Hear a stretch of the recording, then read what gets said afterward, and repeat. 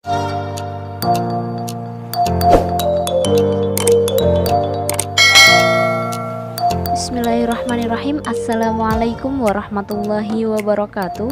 Kami mahasiswa dari IAIN Ponorogo jurusan Pendidikan Bahasa Arab. Video ini dibuat untuk menyelesaikan salah satu tugas kelompok di mata kuliah model penilaian kelas dengan dosen pengampu Ibu Rizka Eliana Maslihah MPDI. Kami dari kelompok 1 terdiri dari 3 anggota yang masing-masing bekerja sama dalam memenuhi tugas ini. So, langsung saja inilah dia video presentasi dari kami.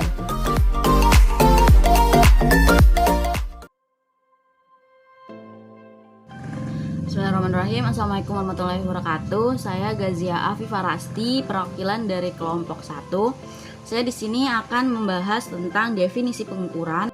Secara sederhana, pengukuran dapat diartikan suatu kegiatan atau upaya yang dilakukan untuk memberikan angka-angka pada suatu gejala, peristiwa, atau benda, sehingga hasil pengukuran itu akan selalu berupa angka.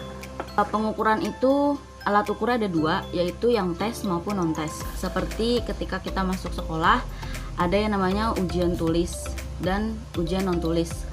Dapat disimpulkan bahwa pengukuran merupakan kegiatan atau upaya yang dilakukan untuk membandingkan sesuatu yang diukur dengan alat ukur atau membandingkan hasil pengukuran dengan kriteria secara jawaban atau interpretasi yang berupa data kuantitas sehingga dapat diperoleh data tentang hasil yang dilakukan pengukuran tersebut.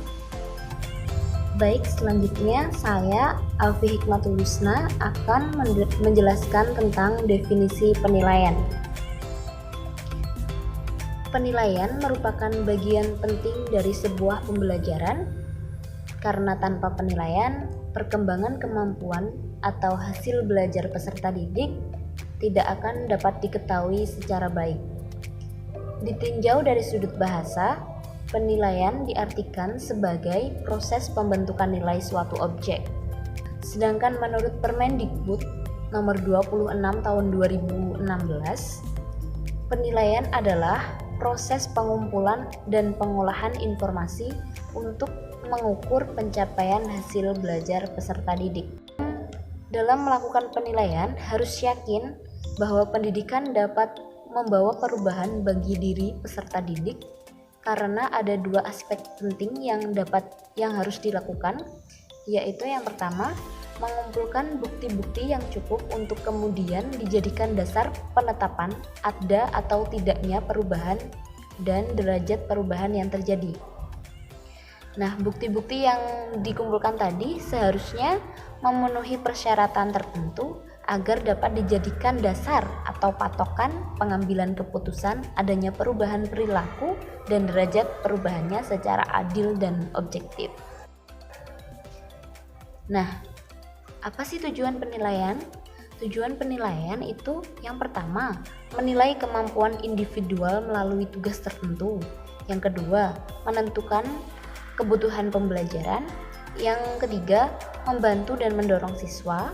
Selanjutnya, membantu dan mendorong guru untuk mengajar yang lebih baik, menentukan strategi pembelajaran, akuntabilitas lembaga, dan meningkatkan kualitas pendidikan. Nah, dari penjelasan yang telah saya sampaikan tadi, dapat disimpulkan bahwa penilaian adalah suatu proses sistematis untuk menentukan nilai sesuatu, baik itu tujuan, kegiatan, keputusan, unjuk kerja, proses, orang, objek, dan lain-lain. Oke, kita lanjut untuk materi selanjutnya yaitu evaluasi. Evaluasi yaitu penilaian keseluruhan suatu program pendidikan termasuk perencanaan dan pelaksanaannya. Pengertian evaluasi menurut Bapak Purwanto secara garis besar yaitu proses yang sistematis untuk menentukan atau membuat keputusan sampai sejauh mana tujuan-tujuan pembelajaran yang telah dicapai oleh siswa. Jadi dapat kita ketahui bahwa evaluasi ini yaitu suatu program atau kegiatan yang dilakukan secara sengaja dan ini memiliki tujuan. Menurut Bapak Sudirman, evaluasi ini memiliki tujuan. Yang pertama yaitu membuat keputusan atau menentukan hasil siswa. Yang kedua, memahami siswa. Dan yang ketiga yaitu memperbaiki dan atau mengevaluasi program pendidikan agar lebih baik. Jadi dapat kita simpulkan bahwa evaluasi ini adalah suatu kegiatan yang disengaja dan bertujuan untuk memperbaiki suatu sistem pembelajaran agar lebih baik lagi. Lanjut pada hubungan tes, pengukuran, penilaian, dan evaluasi. Semuanya ini saling berhubungan, yaitu mulai dari tes, pengukuran, penilaian, dan evaluasi yang terakhir. Apabila teman-teman lihat di video, ada sebuah tabel, diagram Venn. Dari yang terkecil, buletan yang berada di dalam yaitu tes. Jadi tes ini adalah tahap pertama untuk mengetahui siswa. Yang kedua yaitu pengukuran. Bagaimana tes yang telah dilewati oleh siswa itu dapat diukur oleh seorang guru misalnya. Dan yang ketiga itu penilaian. Seorang guru menilai siswanya dari tes atau yang lain lah, seperti tugas yang diberikan oleh guru kepada siswanya. Dan yang terakhir yaitu evaluasi.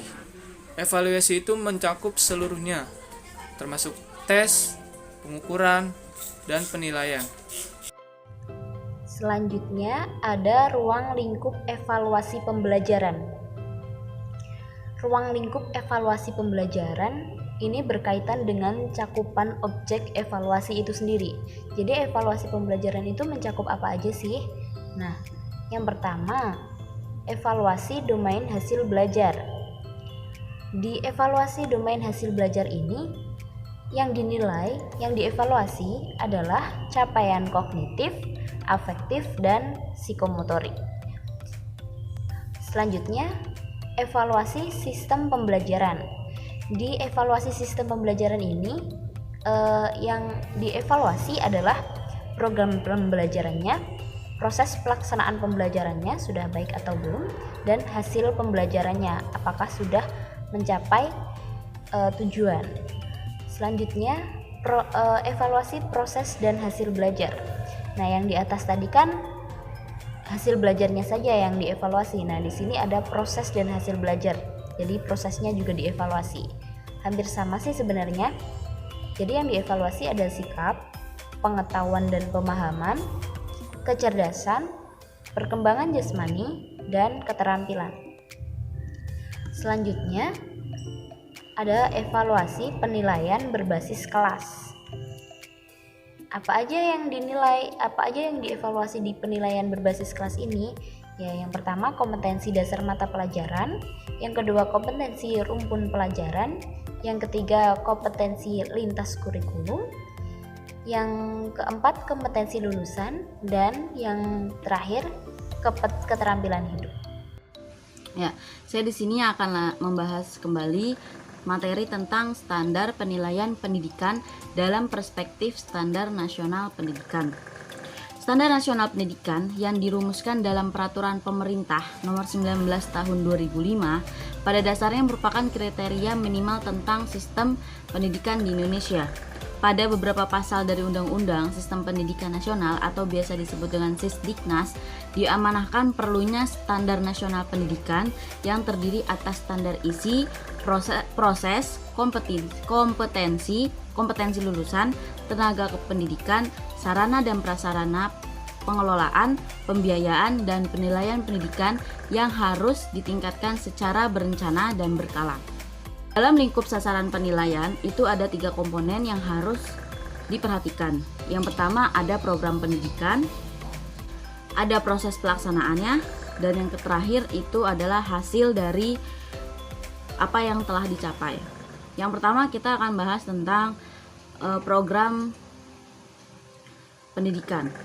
Program pendidikan itu ada bahan-bahan ajar yang digunakan. Yang pertama ada penilaian terhadap tujuan pendidikan. Yang kedua ada penilaian terhadap isi program. Ketiga ada penilaian strategi belajar mengajar. Lalu tadi yang kedua ada proses pelaksanaannya. Ada beberapa kriteria yang harus digunakan dalam menilai proses belajar mengajar. Lalu yang terakhir hasil-hasil yang dicapai, apa aja sih gitu yang sudah dicapai gitu. Yang pertama adalah pencapaian tujuan jangka pendek dan yang mengacu pada pencapaian tujuan jangka panjang.